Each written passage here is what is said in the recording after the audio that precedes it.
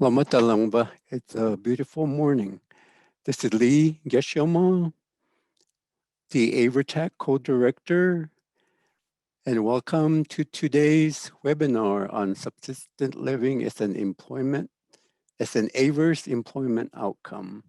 Today, we have the pleasure of having two of our contents live from the state of Alaska to present today's exciting webinar. This includes Tom Cyrus, who is one of our content experts. Tom is the former program director for the Manila Association TVR program. And along with Tom, today we have Amanda Reyes, also our content expert, who is the current director for the Tanana Chiefs Conference TVR program.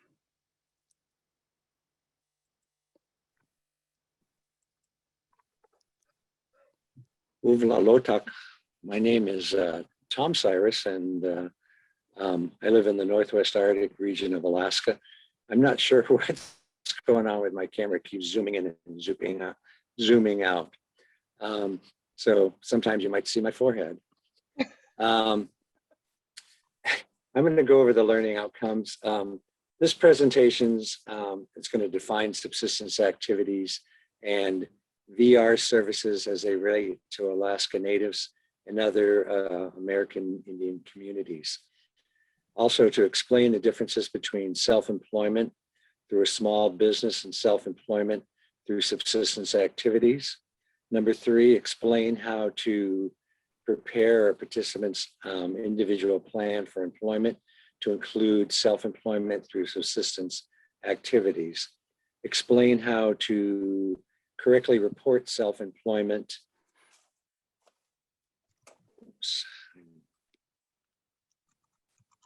I have an issue here with the screen being covered. Explain how to correctly report self-employment through subsistence activities in AIVRS programs, annual reports and final reports, and explain the cultural significance of subsistence activities and the added values subsistence livelihood brings to VR program participants and their communities. We can move to the next slide, please.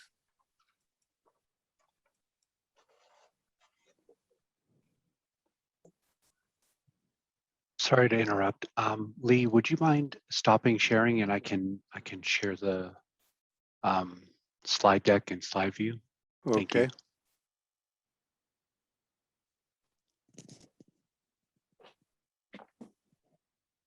Does everyone see the slide deck? Yes. All right, perfect. And if you just say next slide, I'll be able to advance it for you. Thank you. Thank you, John. Okay. Subsistence, the subsistence lifestyle is a way of life for many people in different cultures, you know, and so we're going to sort of give you the perspective from the Alaska perspective. So you can, and hopefully we'll give you some information that'll you'll be able to translate to the communities where you live. Next slide.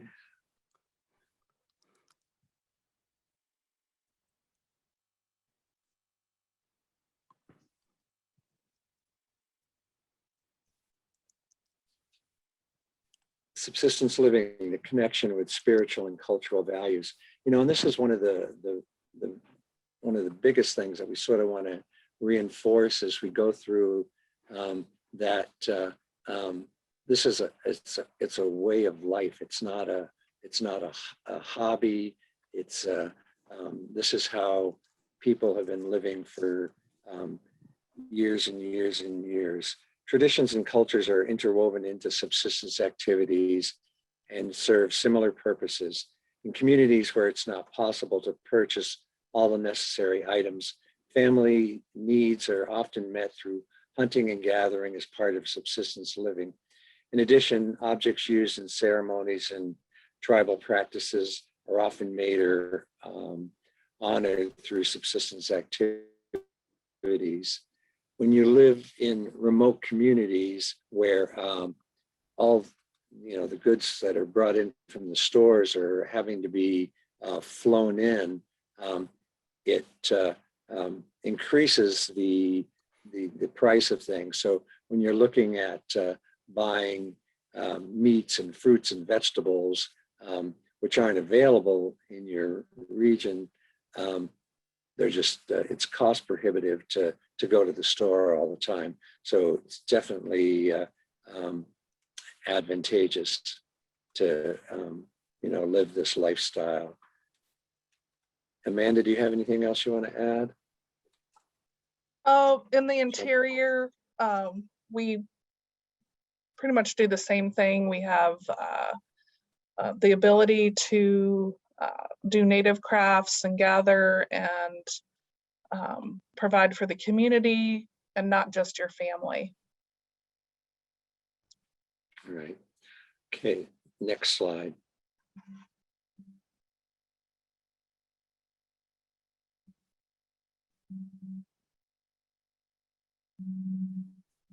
Next thing we're going to go is the definition of subsistence, and we'll probably cover this a couple other times throughout the presentation.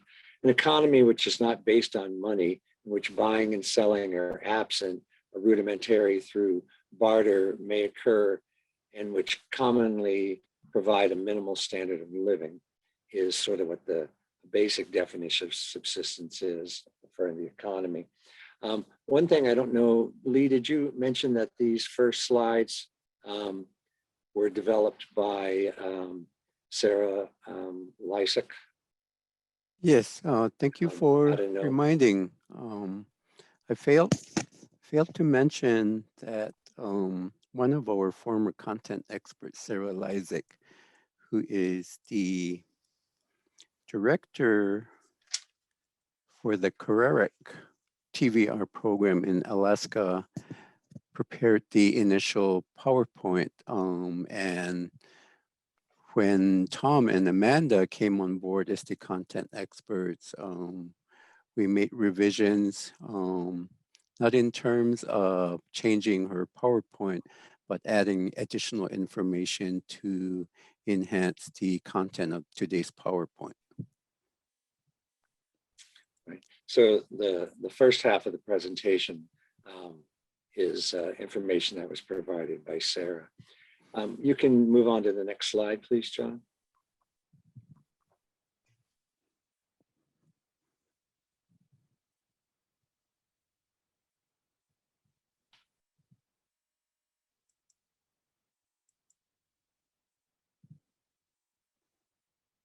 Here we go for the Code of Federal Regulations, 34, Part 371.6. Subsistence means a form of self-employment in which individuals produce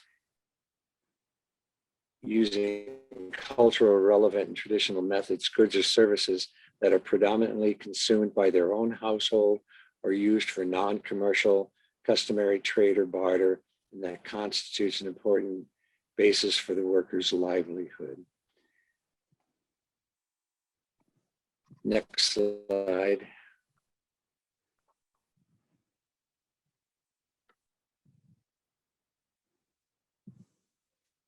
In 1980, the Congress passed priority subsistence laws for the state of Alaska.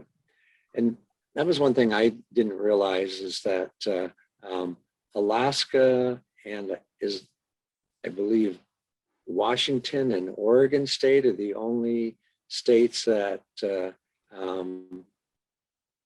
subsistence for VR is acceptable. Does anybody, do you have any more information on that, Lee or Amanda? I believe Wayne has some information regarding the state of Washington as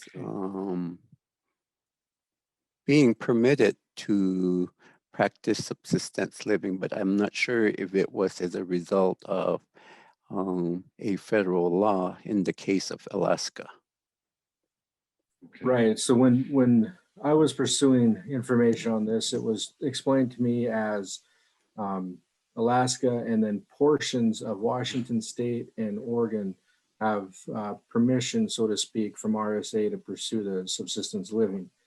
And the basis of that was around the fact that subsistence living as a self-employment plan had to have the natural resources to sustain that subsistence living. And in some of the other reservations and service areas of the AIVRS programs, the natural resources didn't have enough capacity to support the living year round. So I don't know if that has been challenged recently to change, but that is the explanation or justification I got when I was seeking that information. Okay. Yeah, and that's, I didn't realize that. So other tribes across the United States who might have their subsistence lifestyle might have been more farming related. That doesn't translate into subsistence. Does anybody know that? I guess not. Anyway, Alaska is unique among, go ahead, Lee. I'm sorry. Okay, sorry for my interruption. No. One, at least my perspective in talking about subsistence living as a AIVRS employment outcome, I hope is to bring about increased awareness among the 48 tribes in the lower 48 states, is that in some tribal communities, traditional livelihood is very much alive. And using the Hopi tribe as an example, we are known for our dry farming methods, which is certainly a subsistence lifestyle that is very alive today and has a direct connection with our culture. And just like the natives in Alaska, the Hopi people still practice dry farming as an active livelihood. And similar practices include not just harvesting the corn in the fall for themselves, but it's also shared with the immediate family, clan members, and in some cases with the community. It is used for ceremonial purposes and always with the reminder to save the seeds for the next planting season that will also come about during the next farming season.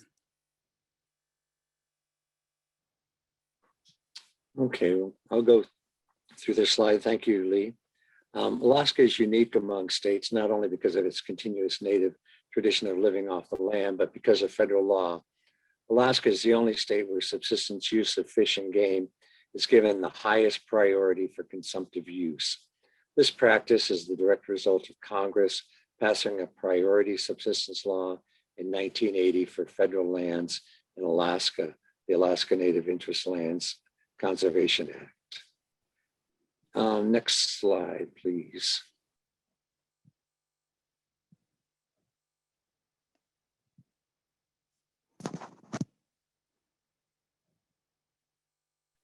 Subsistence is defined as the customary and traditional use by rural Alaskan residents of wild, renewable resources for direct personal or family consumption as food, shelter, fuel, clothing, tools, or transportation, for the making and selling of handicraft articles out of non-edible byproducts of fish and wildlife resources taken for personal or family consumption, and for the customary trade, barter, or sharing for personal family consumption.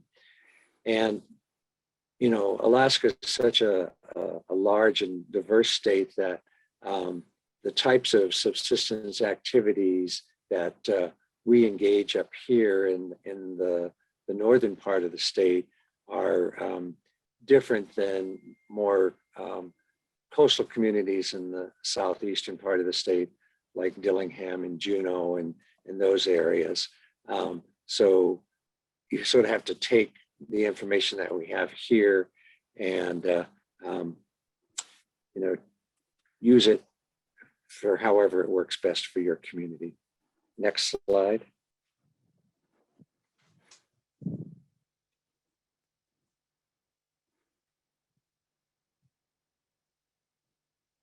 Sarah, do you want to take over? I mean, not Sarah, but Amanda, take over for a few minutes. Sure, sure. So the next few slides we'll be getting into are about the difference between subsistence and small business. And as you can see in the photograph, it's a muskox being harvested. And we appreciate all the photos too. I believe those were included in Sarah's original PowerPoint. So a transaction involving trade equals subsistence, whereas a transaction involving cash would equal a small business. So we have folks in the interior of Alaska might trade, let's say, some fish for some wood or gas. So if they've been fishing all season, they could trade for fuel or oil. But oftentimes we do provide that as a startup, and we'll talk about that more in the IPE. Next slide, please. So the importance of subsistence living for Alaska Natives, and I'm sure some of your obviously other tribes in the lower 48, subsistence use of wild resources exists alongside other important uses of fish and game. It's especially important for most rural families who depend on subsistence hunting and fishing as sources of nutrition and cultural practices. So here you have a caribou catch, and I believe the PowerPoints will be available and you'll be able to click on the links in the future. Next slide.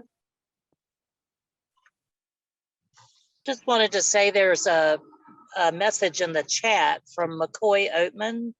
Don't know if you would want to read Sure, his question. I can read that.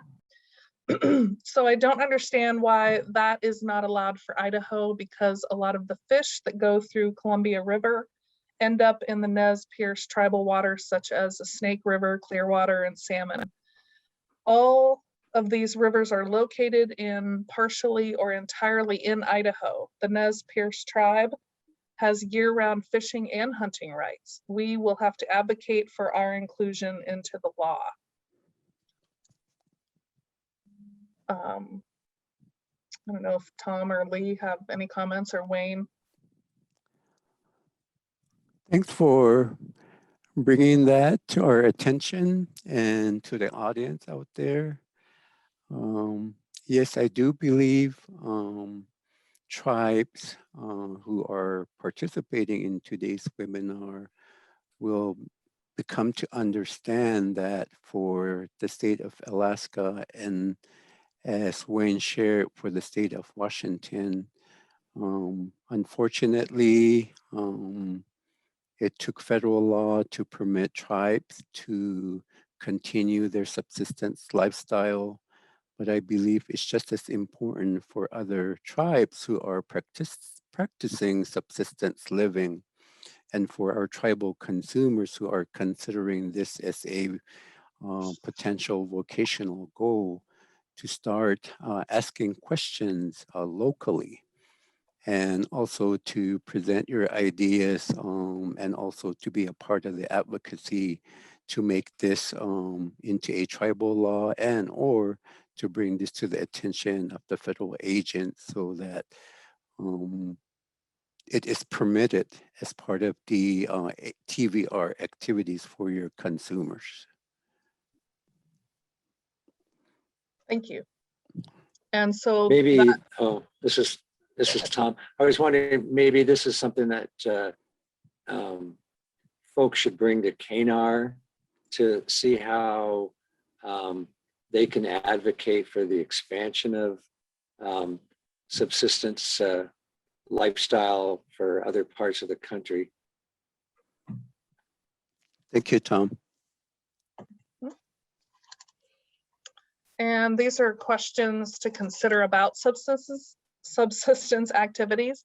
So that's where you would want to find out about your state, local, and tribal laws regarding harvesting of plants and animals in your area, or the fact that is it possible to grow food economically through a community garden or a home garden. We do have a program at Tanana Chiefs Conference that works with the UAF Cooperative Extension, University Alaska Fairbanks.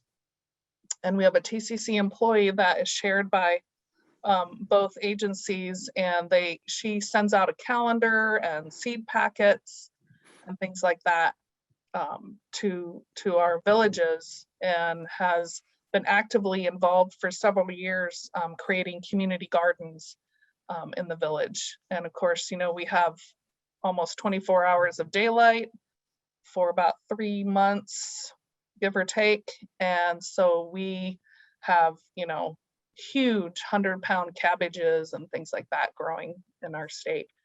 Natural resources.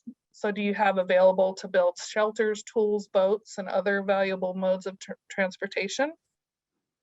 What plants grow wild locally, and what were they traditionally used for? So we have lots of blueberries, cranberries that we pick in the interior of Alaska, and rose hips and things like that. And then you would ask, how are your homes heated? Do you have a natural and available heat source where you live, such as wood? And we do have wood vendors where we've helped consumers become a wood vendor, and then they sign up to be part of our energy assistance grant, and they help provide wood to the villages. Next slide, please.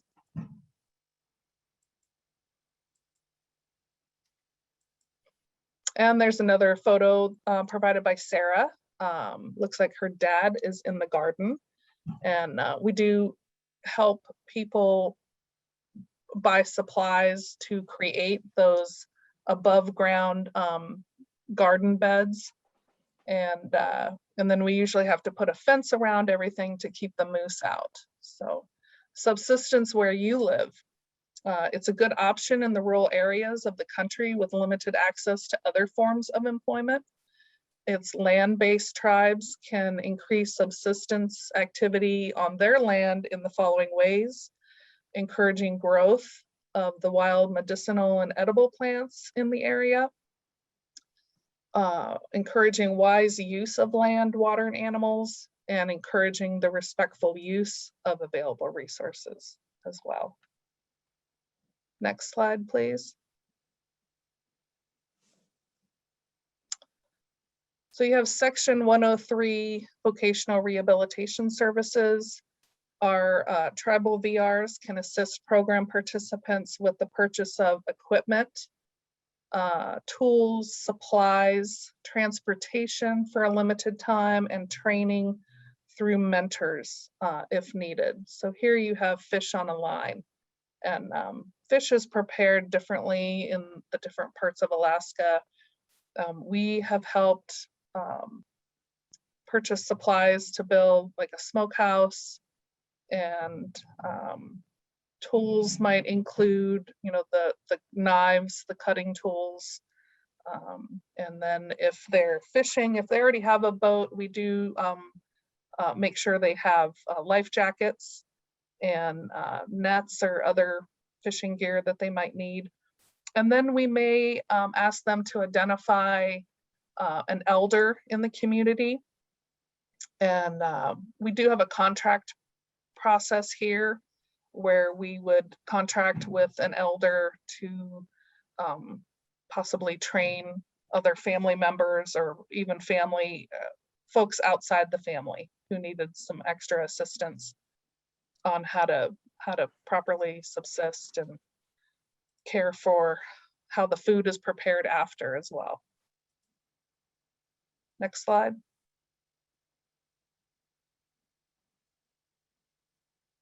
So we have your individualized plan for employment, and everyone is unique. In creating the PowerPoint today, I think I will have a discussion with my staff on the redesign of our IPE, so it's easier to read. And that format is a little bit later.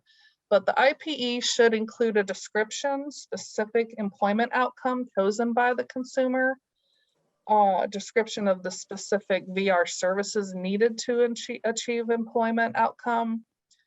You'd want to describe the entity chosen by that program, a vendor of some sort, participant to procure and provide the VR service, whether it's a mentor. And then you want to describe the criteria to evaluate progress toward achievement of that goal, and define the responsibilities of the consumer, the TVR program, and then other service providers that might be involved. And we have a nice Amanda, one thing that has been brought to our attention that we did leave out of this was an area that has a discussion about the particular client's barriers to employment, and how we address how to alleviate the barriers due to their disability or abilities. And so those kinds of things also should be included in your IPE and also in your case notes, to show that as a result of involvement and services from the VR program, this is how the participant his disability is alleviated. Right. Thank you. And I did pull one of our client files. We sort of interchange client and consumer. So subsistence activities will help me stay focused on self-help and healing and job readiness in order to achieve an employment goal as stated in the IPE. That was a direct quote from a case note. We do have a question from McCoy Oatman. Again, so we can assist our tribal members with those items listed, or is that just Alaska programs? So that would be for everyone who are able to do subsistence. So those are the types of tools and supplies that you could purchase. I think I answered that. Anyone else want to? This is Amanda, this is Lee, and this is a question to everyone in the audience. Because subsistence living is still practiced and culturally relevant in the tribal communities, and as sovereign nation, do we really need the permission of the federal government to tell us not to include this in the TVR activities for our consumers, and realizing that high unemployment is evident in most, if not all, tribal communities. So I guess my question is, can we exercise our sovereign nation status and not have to wait on to provide this service for our current and future consumers?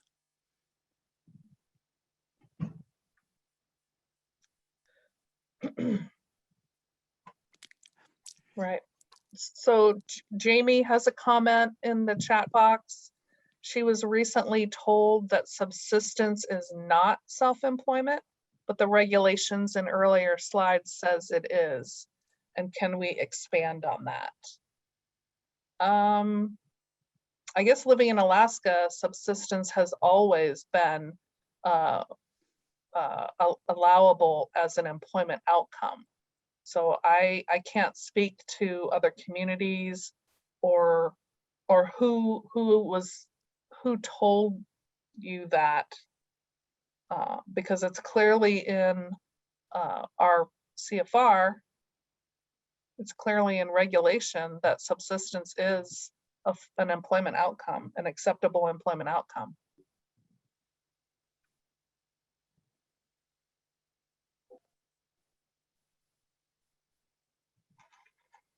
So maybe, I don't know. Jamie, do you want to expand on your comment or question? Sure, I'll be glad to. So in another recent webinar, we were talking about subsistence living, and Lee, you were on that webinar recently. And I think it was a program director, I'm not sure, it may have been a program staff member that said, well, subsistence living is not self-employment. And so I kind of scratched my head a little bit on that, because I felt like, well, if it's not self-employment, what is it? So, you know, I was kind of surprised to hear that comment, but then I started thinking about it and thought, you know, maybe that employment outcome is considered a different type of employment other than self-employment. And that's what my question was. Thank you, Jamie. I think This is Tom. interpretation of the regulation is subjective, and I believe the regulation reads that subsistence activities or living can be used as a example of self-employment. I may be getting mixed up with verbiage I'm using, but I believe the regulation does make a clear connection that subsistence living is an allowable self-employment vocational goal. Tom? Right. Lee, this is Tom. Yes.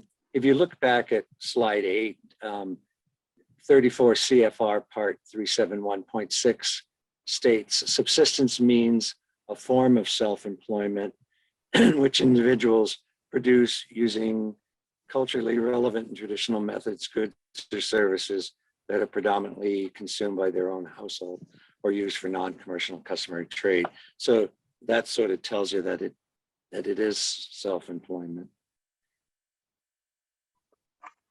Does that answer your question, Jamie? Yes, thank you, Tom. I saw that regulation, and I did see that it did say it was considered self-employment. So maybe the person that made that comment was confused. Maybe they were thinking of small business or something like that, but thank you for clarifying that. That's possible. Yes, because we did have a slide earlier too that said transactions involving trade equals subsistence. Transactions involving cash equals small business. So yeah, that might be the confusing part. Next slide, please.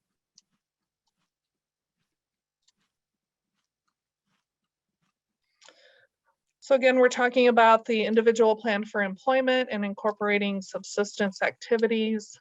And I believe you have a photo of a blueberry patch, which they're everywhere in Alaska in the summer.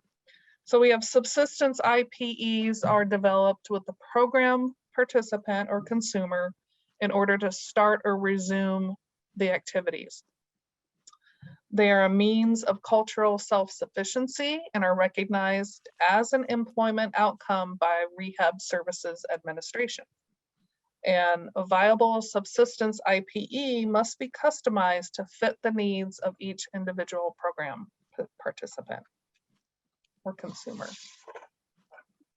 Next slide, please.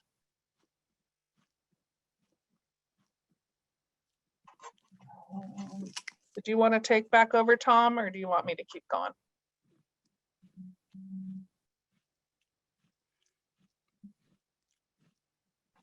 I'm sorry, I was on mute. Things to consider when incorporating a subsistence employment outcome in an IPE.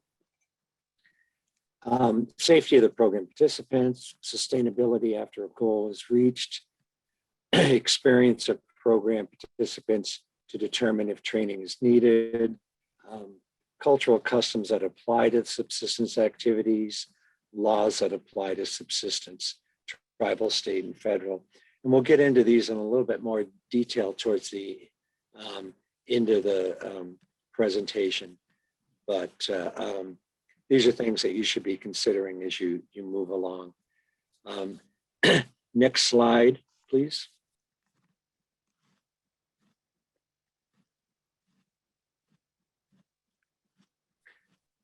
Okay. Also, another important aspect of subsistence plan, since subsistence incorporates the community and the family, is ways to incorporate family members into the program's participants' IPE. In many cases, the participation of family members in an IPE is essential to the participant's success.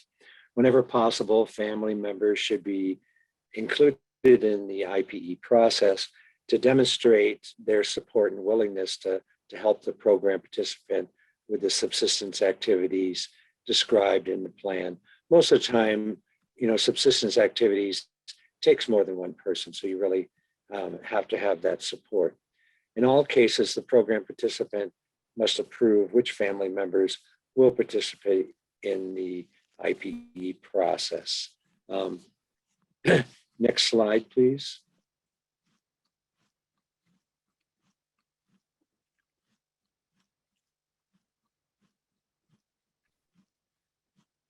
Here we're going to discuss options for participants interested in subsistence activities.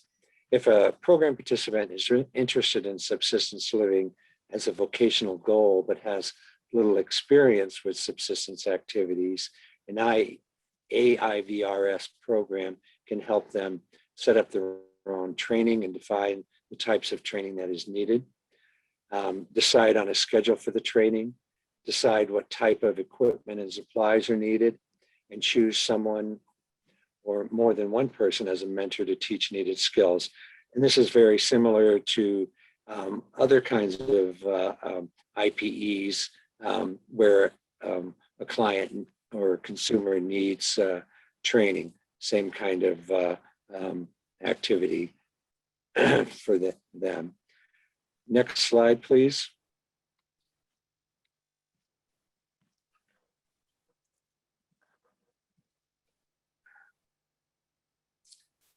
In here, we discuss mentors, the important role of mentors. They guide the participant. The participant chooses their mentor. The AIVRS program can pay the mentor's training wage, and trainers can be made available through the VR program. I'm going through these kind of quickly because I want to make sure we get to our other slides, and it looks like we're about 45 minutes left, so we're about halfway through our time period right now. So can we move to the next slide, please, unless there's any questions?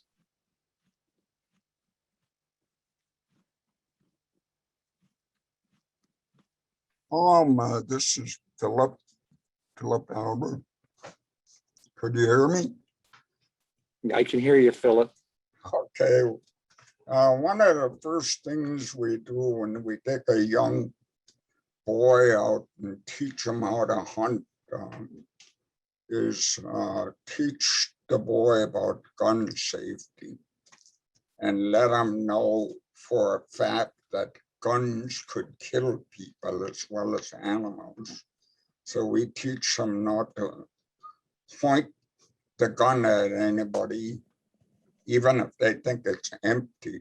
So I just want to throw that in there. Thanks. Yep, a good point. And that's also, boating safety, using life jackets and all those kinds of things. Or, I know in our region, we have a lot of whale hunters, so they're on the, on the water a lot. So you have to have that water safety and all those kinds of things. So definitely an important point. The next section is how to report self-employment through subsistence activities. And on this one, it's kind of tricky because you can't really report wages for subsistence activities in dollar amounts, in your annual reports, because it just doesn't work that way. And so you shouldn't do that in under any circumstances. The way this should be done is utilize the executive summary section of the annual report to discuss subsistence successes. And so it's more of a narrative. List of subsistence in the annual report is a form of self-employment. So there again, we're going back into self-employment issues there. Next slide, please.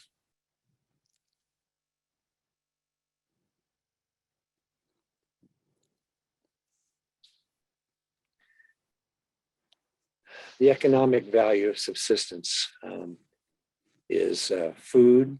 You know, you're hunting, fish, harvest wild plants, and gardening to help reduce grocery costs.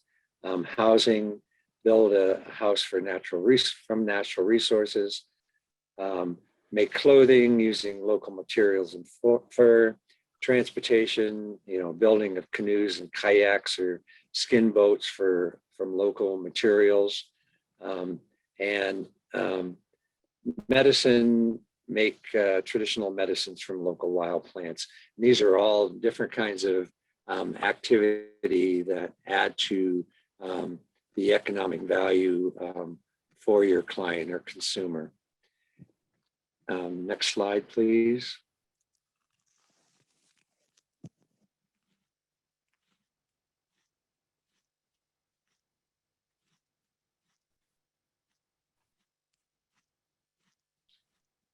Healthy lives from healthy activities. The benefits of subsistence activities are not just economic. They can also include an increase in physical activity, leading to a healthier, stronger body. Healthy foods, either grown or gathered from the wilderness, that is unprocessed and free from antibiotics, hormones, or pesticides. An increase in time spent outdoors, which can have many mental health benefits. The economic benefits of producing goods rather than buying them, which in turn frees up family income for other things. So these are all also ways that sort of relieve some of the barriers to employment for folks if they're living a more healthy lifestyle, especially if we're looking in mental health kinds of benefits. Next slide, please.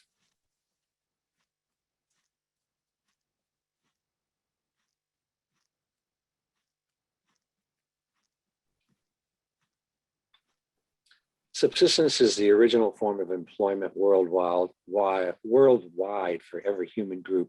Subsistence is culturally appropriate and is considered traditional services in an IPE.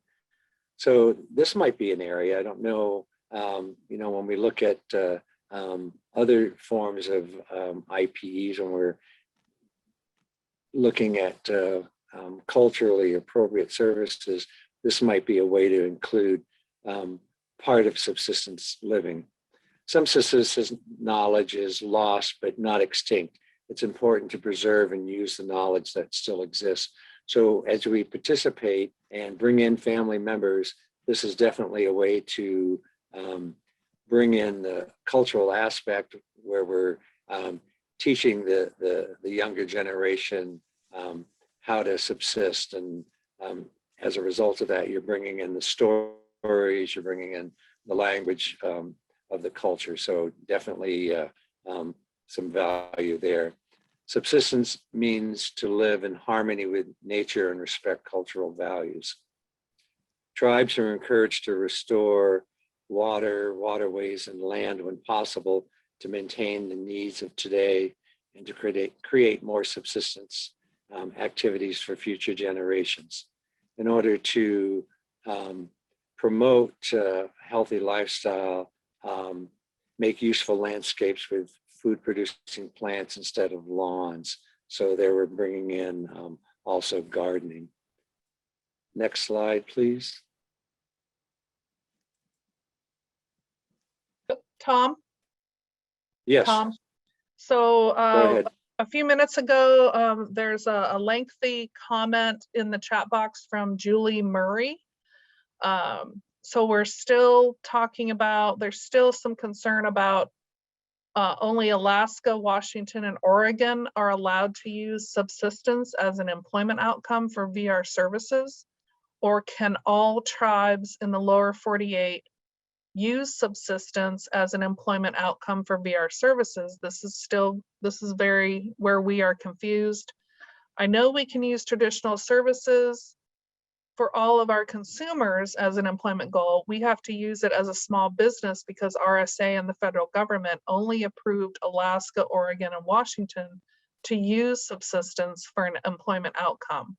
Sorry, but this has been a very confusing topic for our VR program, and even on this webinar, I'm getting mixed messages.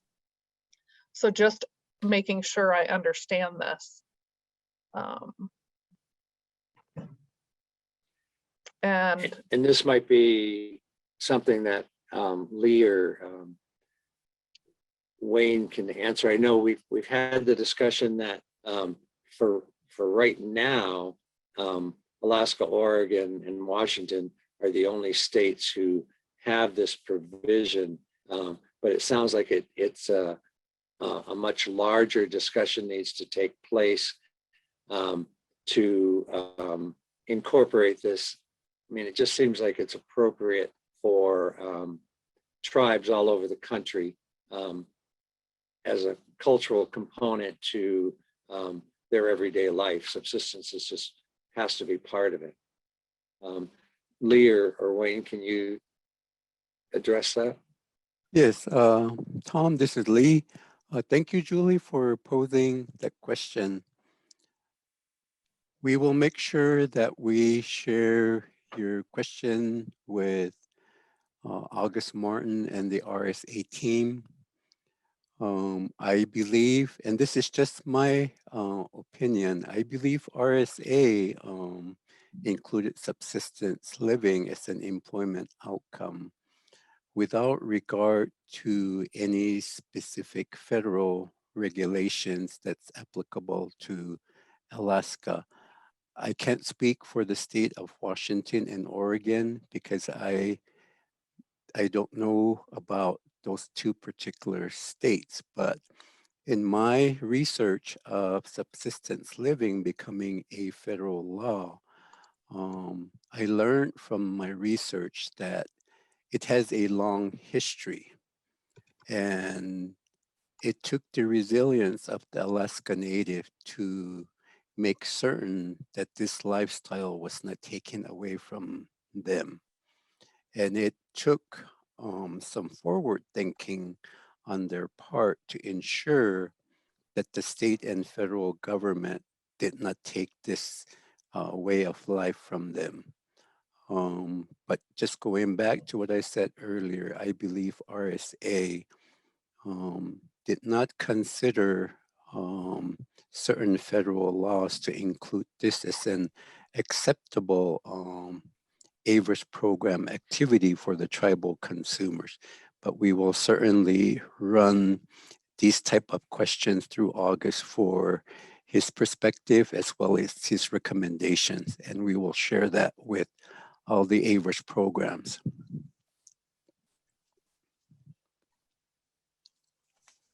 Just keeping I just- questions. Okay. And this Sorry is about sort that. of a, go ahead. I just wanted to follow up with Ethel Green's question in the chat, and I think it has to do with what the conversation right now. So the lower 48 tribes will need to develop their small business plan to do self-employment to include traditional subsistence businesses. Mm-hmm. I think that's how they would have to present that.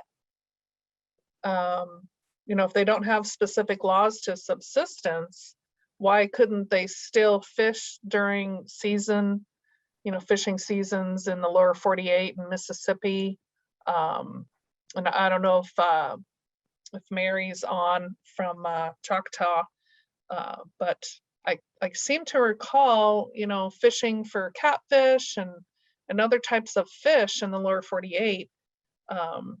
Maybe you're just keeping that for your own family. You're not trading it or you're not selling it, obviously, but I don't see why you couldn't refer to that as subsistence in your annual report, in the IPE, you're fishing, or you're even farming. You have a small garden of carrots and cucumbers and things like that.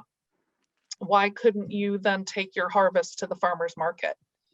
So it might look like a self-employment plan, but you're also subsisting. You're using the land to your advantage, and you're supporting your family. And who knows, maybe you would trade whatever you harvested to your family next door in exchange for fish, in exchange for garden produce. Amanda, to say Lee, to Ethel Green, that's another excellent question where you pose. So the lower 48 tribes will need to develop their small business plan to do self-employment to include traditional subsistence businesses. And my recommendation at this time is to revisit your current existing grant proposal and determine whether or not you have addressed subsistence living or self-employment as part of your plan of service for your consumers.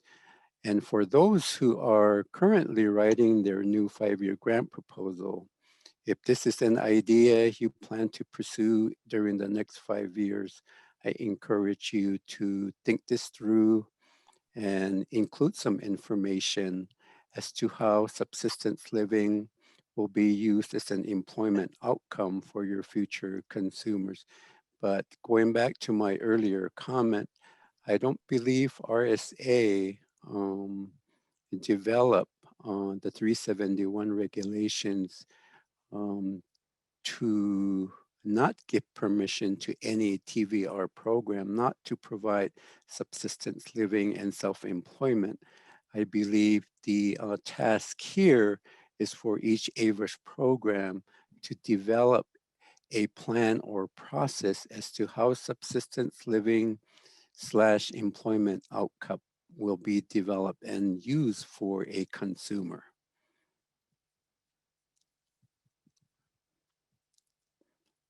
Next slide, please. This is Tom again. Yes. Yeah, and this, well, go ahead, next slide. This is sort of a good segue into the next section. And I think it's an excellent point for programs to look at as they develop their next grant proposals, how to include that in and how to justify it.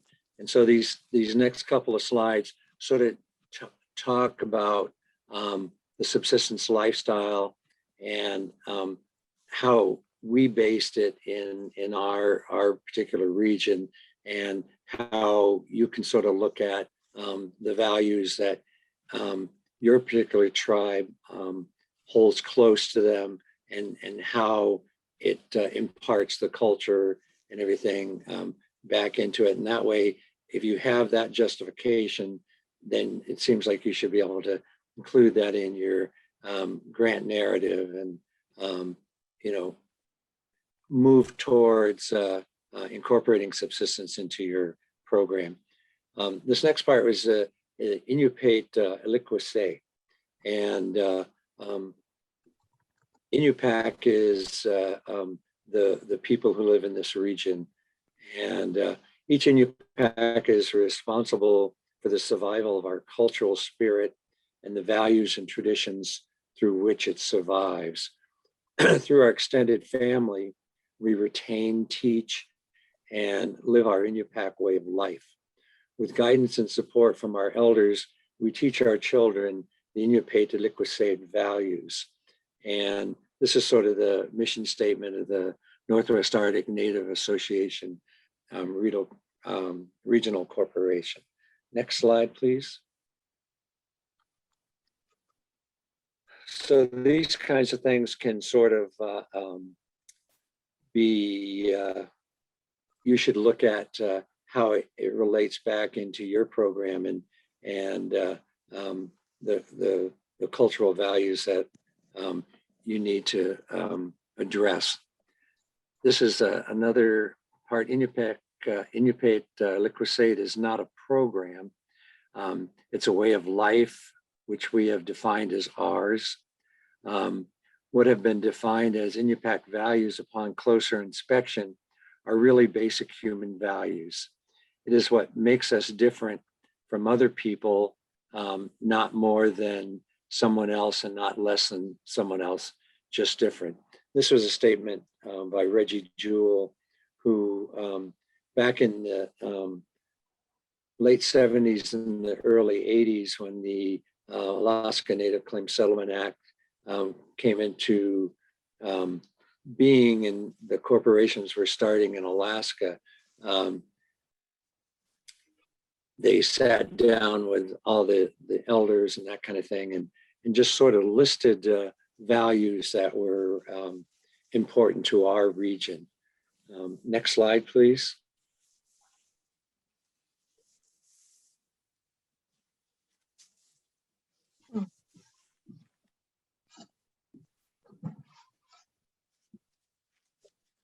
And so these are INUPAT values. INUPAT is a word that incorporates all the people, not just individuals.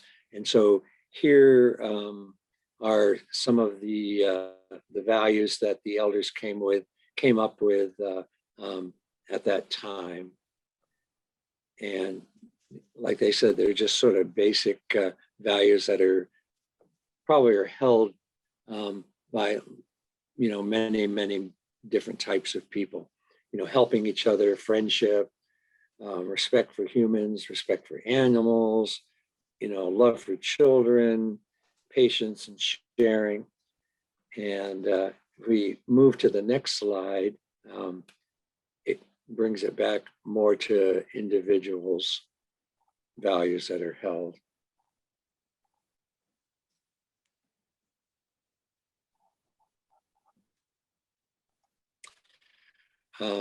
So what an INUPAC person values is their hunting traditions, traditional games, dances and songs, children, animals, traditional foods, the lands of our substances, stories and legends, arts and crafts, traditions, customs, the seas of our substances, INUPAC language, elder knowledge and elder wisdom. And so when you look at your particular area, these are kinds of things that can be have the discussion with your elders and your tribal councils and those kinds of things to identify these. And they're probably already identified at some level, but these could also be included into your grant proposals. And this is just to tie back the culture into subsistence so that, you know, it just makes sense. Next slide, please.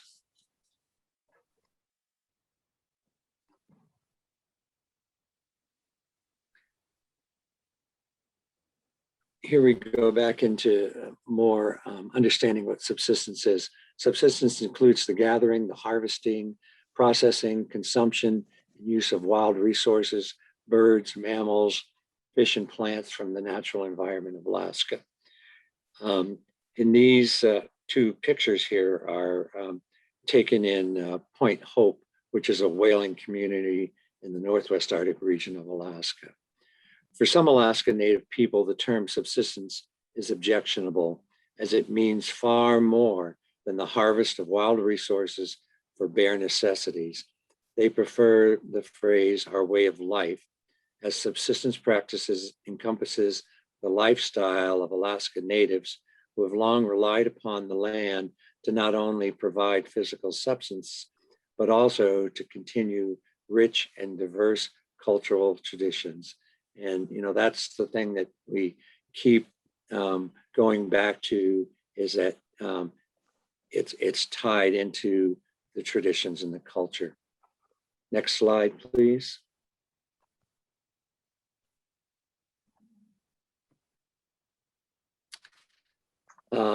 This next section that we're going to be looking at is counseling for subsistence plan. Subsistence is a word used to describe a traditional way of life among many Alaska Natives and American Indian program participants. In a physical sense, it refers to the practice of relying on the surrounding environment as a source of food and materials for daily living. Hunting and fishing yield the animal flesh, skin, and bone that have year-round mainstays in the native diet and tribal life. Gathering yields berries, wild roots, seaweed, and other vegetable resources, as well as municipal purposes. And the graphic on this just sort of shows you for caribou and all the different kinds of uses for the parts of the body that can be used. Next slide, please.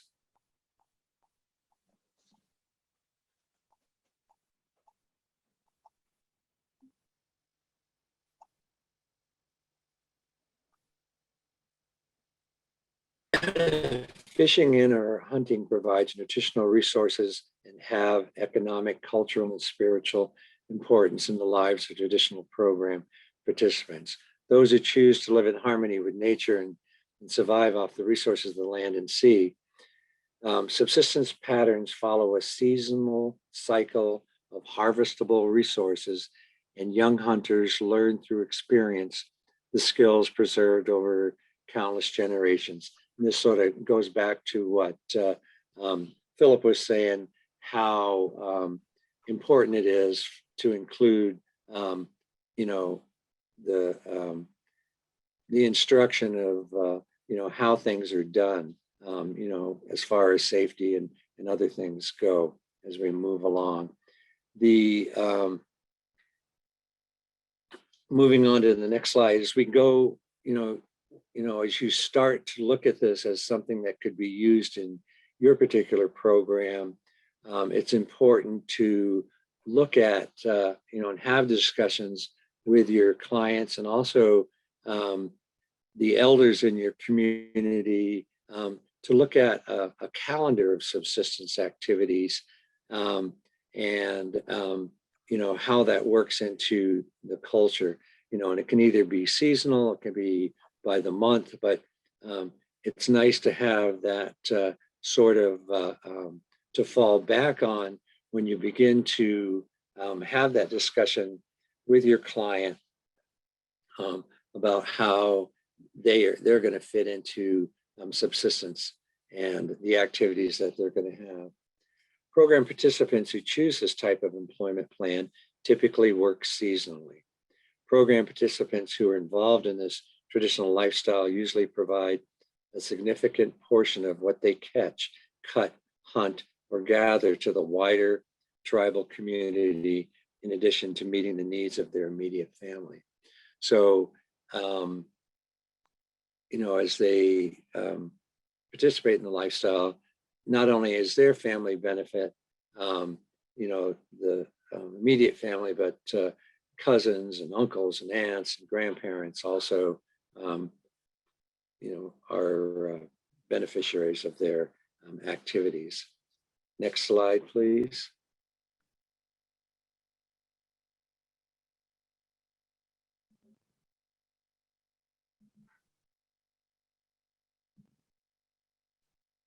Subsistence plans must be clearly identified as such in case notes and in individual plans for employment. And also going back to barriers to employment and how those are alleviated, we want to make sure those are also case noted and included in the plan. Each plan must clearly specify the needs of the program participant. And there we go again, looking at how the barriers are going to be alleviated, as well as provide a workable plan of action, ensuring the participant will be able to provide for the family or the wider community, if applicable, in the subsistence employment plan. The program participant and the VR counselor will work together to develop appropriate resources for the participants so they will have adequate resources to support their family or dependents through the year. And moving on to the next slide, I believe we look at how those kinds of things can be done.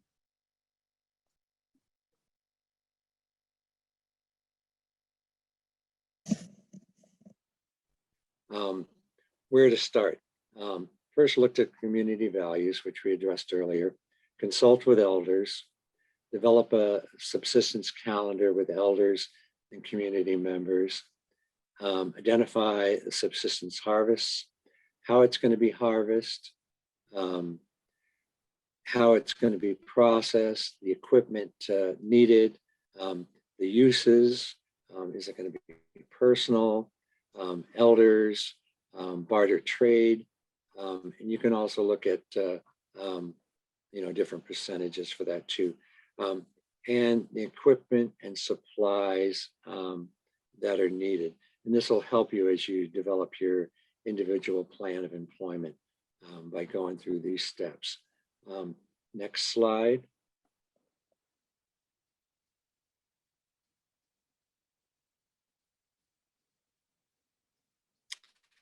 When developing a subsistence plan with a program participant, it's helpful to look at a seasonal or a monthly calendar or a list of subsistence activities.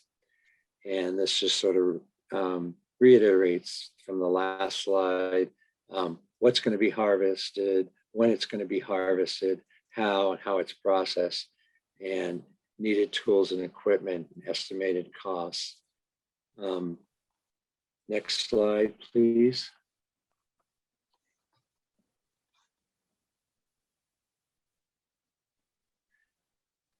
Now, these next couple of slides are just sort of different planners that you can use to help have the discussion with your client or consumer, to help put some organization into it, so that when you go to develop your individual plan of employment, you have something to fall back on.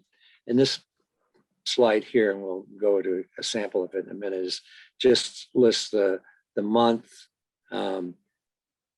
how many days you're going to be participating in this activities, how many hours each day, the subsistence activity, the harvest, how much they're going to harvest, how it's processed, what equipment and supplies they already have, and the equipment and supplies that they need. In these particular pictures there, you can see this is someone who's ice fishing. There's also how there's on the left picture, there's a series of holes in the ice, how they feed a net under the ice to pull out fish from there in the wintertime. Next slide. Looks like we have probably about 20 minutes left. And so this gives you an example of how that planner might work.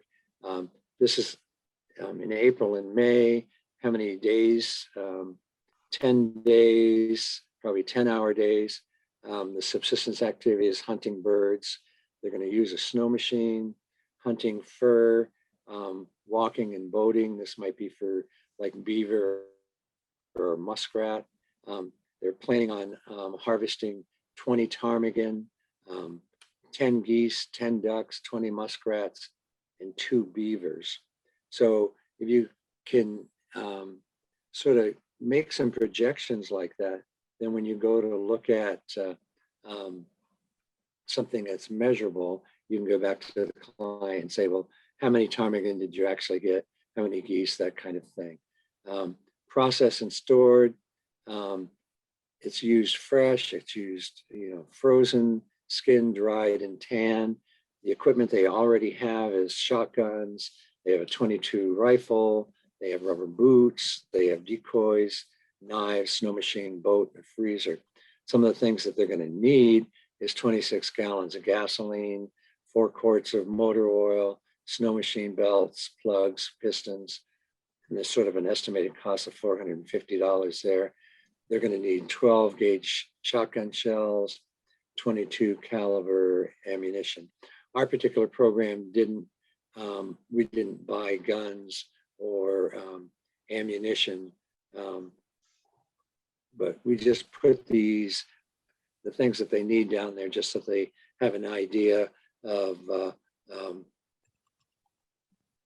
an estimate of the kinds of things that they're going to need. So they're going to have to look for other resources for their shells. And they're going to use this, probably 90% is going to be personal use, 10% is going to be for elders and communities. They could also set different percentages to trade or barter, and they might also need some for dog feed. And this just sort of gives them an idea of how it's going to be used. Next slide.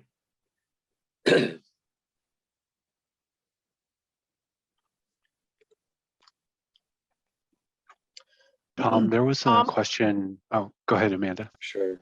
I was just going to say there's a question in the chat box from Leanne. This is a question I've been wanting to ask. Can we assist in paying for or for repayment, such as a reimbursement for the costs of ammunition? It's so difficult now to afford and acquire in California. And our answer for our program is we help purchase most or all other items so that the consumer can then use their own resources for guns and ammo. But Tom, if you have a different answer, or anyone. Yeah, that's how we address it also, is that we provide these other kinds of services so that other resources can be used for that. In our region, like for traditional council here in our villages, most traditional councils have, you can hunt for elders and those kinds of things. So they make money available for gas and oil. They also have money for to buy ammunition and stuff like that. So that's one way it can be addressed for us. And so that's how we work it anyway. This particular slide, just sort of another example of how that planner can be used. And we could go on to another slide. And I think I have another example of another way to look at it too.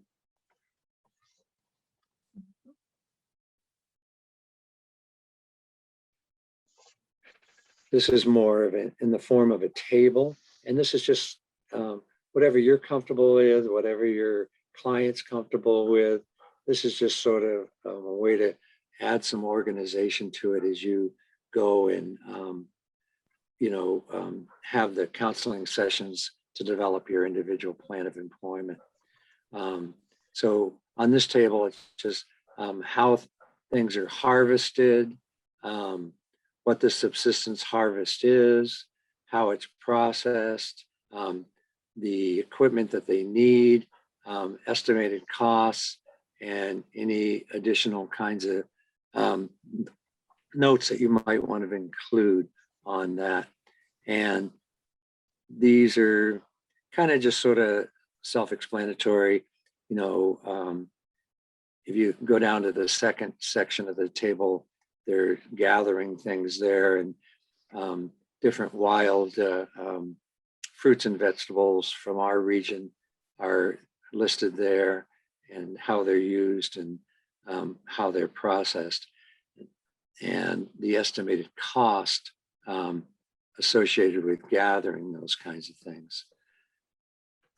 Next slide.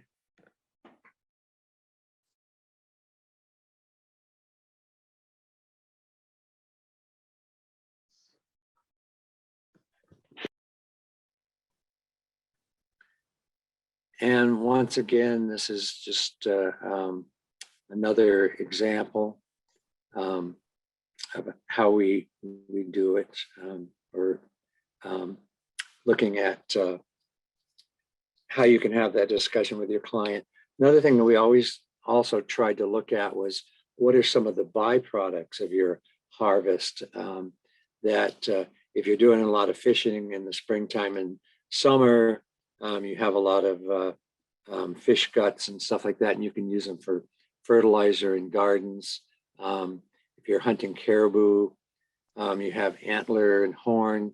You could use that to barter and trade, or use in different kinds of art things, arts and crafts, caribou fur, muskrat fur. These are all things that could be bartered or traded. Next slide.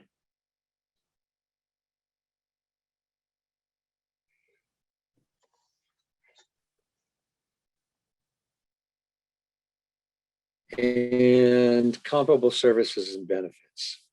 Look to community resources for funding sources. For example, schools often have cultural program funds that supply materials and equipment, or fuel, gas, and oil to provide subsistence experiences for the students. Traditional councils might have programs that provide funding for fuel and ammunition for elders to hunt. I know Amanda mentioned earlier, energy assistance programs provide funding for fuel and equipment to harvest wood for households that heat primarily with wood. And the next slide. And you can probably think of other different kinds of comparable services that would be good for your area. Sustainability of subsistence living. Once a participant has developed a subsistence calendar, it's important for them to look at ways that they can make their plan sustainable. Consider the following: what resources are available to them over the course of the year? What are some ways they can generate income from the subsistence activities? If they're gathering materials for a drying rack, they can gather additional materials to sell or barter for gas, oil, for example. They can rent some of their equipment. If the program buys them like a meat saw or meat grinder, they could either cut meat for people, grind meat for people, or rent those out to help with purchasing like ammunition or something like that. Can they provide space in drying sheds or smokers to others in exchange for other goods and services? And look at what byproducts of their harvest can be used to barter or sell to artists such as antlers, fur, and birch bark. So those are ways that we look to case note, and also for development of an individual plan of employment. And I think this next section I'm going to turn over to Amanda is the individual plan for employment. And how are we doing for time? Do we have like 10 minutes left? Yes. Next slide. Yeah. I hope that gives you enough time, Amanda. Sure. So this is a sample individualized plan for employment for our consumer John Q. Fish. We usually do ours annually, and then we review them quarterly. I actually have my boyfriend smoked some fish over the weekend. This is from 2020. One of our friends went down to Chitna, about 8 or 9 hours south of Fairbanks. And so you can pretty much smoke fish year round. So the employment goal obviously is to subsist, have a subsistence lifestyle, and to provide for the family. So we have counseling and guidance, purchase of gear, fishing poles, fuel and oil, outboard motor. So we don't necessarily buy the whole boat, but we will assist a person buying an outboard motor, and of course life jackets. And this is just the standard plan for employment. You've got your dates, who's responsible, and an approximate cost. Next slide.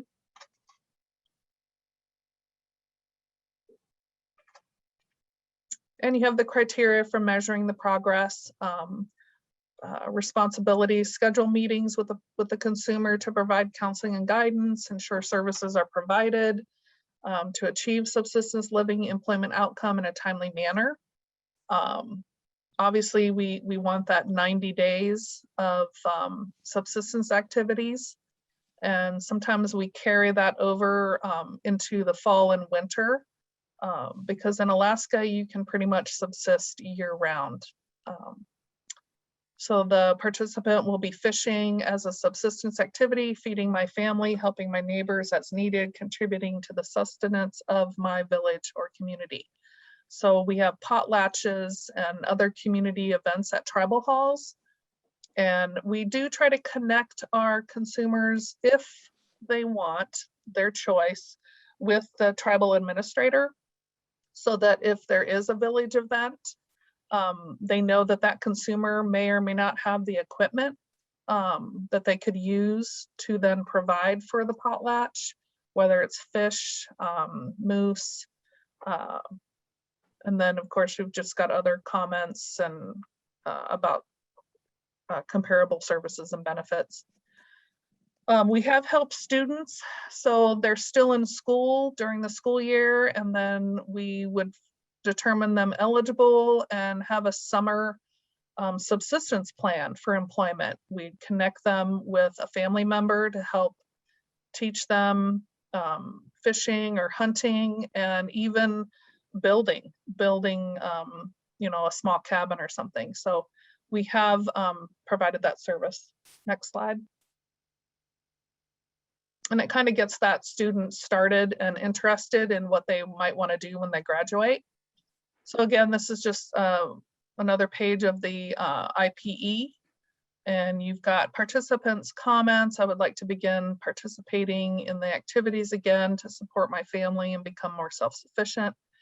And as stated earlier, we would provide in the comments that you know, a consumer, their subsistence activities are helping them stay focused. Maybe they're maintaining sobriety because they are participating in healing and cultural activities. Next slide.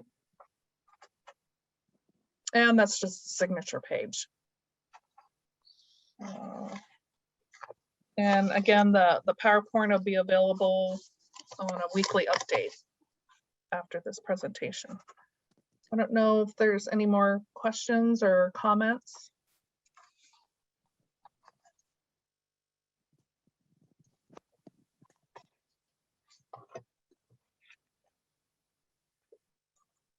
And I think we'll go to the next slide.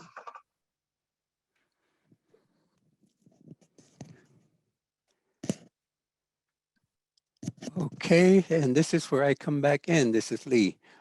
Thank you for joining us today. I want to share with everyone who is not keeping track of the chat conversation that every Friday of every week, we email out to all the AIVRS program, as well as webinar participation, what we call the AIVRTTAC weekly update, which will include a link to the weeks or the months webinars, and for you to review at your own leisure the PowerPoint presentation. And I encourage all of you to share this material with the program staff and other individuals who may be interested.